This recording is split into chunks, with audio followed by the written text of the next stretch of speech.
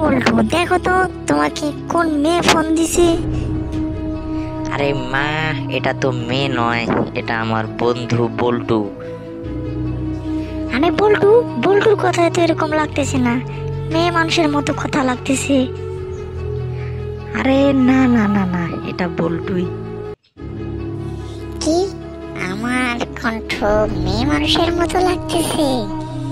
না না না না না, এটা হতেই পারে না। এখন দেখো আমি কি করি।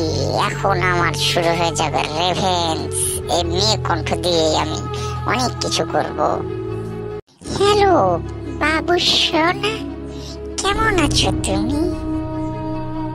টাকা নেই, তুমি আমাকে 5,000 টাকা বিকাশ করে দাও প্লিজ আমার সোনা। হ্যাঁ সোনামণি, তোমার ফোনে রিচার্জ নেই? দাঁড়াও একটু অপেক্ষা করো, তোমার ফোন আমি এক্ষুনি 50,000 থেকেও বেশি রিচার্জ করে দিচ্ছি। একটু অপেক্ষা করো, তোমার ফোন আমি এক্ষুনি 50। এই দোকানদার, এই তাড়াতাড়ি আমার বাবু সোনার নাম্বারে তুমি 50,000 টাকা বিকাশ করে দাও। না না না না, 50,000 না, 1,00,000। না না না, 1,00,000 না, আমার পুরো সয় সম্পত্তি লিখে দাও তুমি। যাও। না মানে কি বলতেছেন স্যার, ভালো করে বলেন। এই হ্যাঁ, তুমি বুঝতে পারো না? আমার বাবু সোনার নাম্বারে সব আমার টাকা পয়সা ট্রান্সফার করে দাও।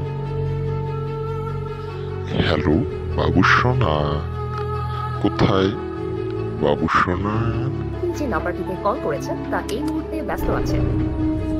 আমার ভয়েস মেয়ে মানুষের মতো, দেখলে মেয়ে মানুষের ভয়েস দিয়ে আমি কিভাবে কি করে নিলাম। এটাই হয়ে গেল আমার রেভেঞ্জ। আমি এখন সফল। ইয়ে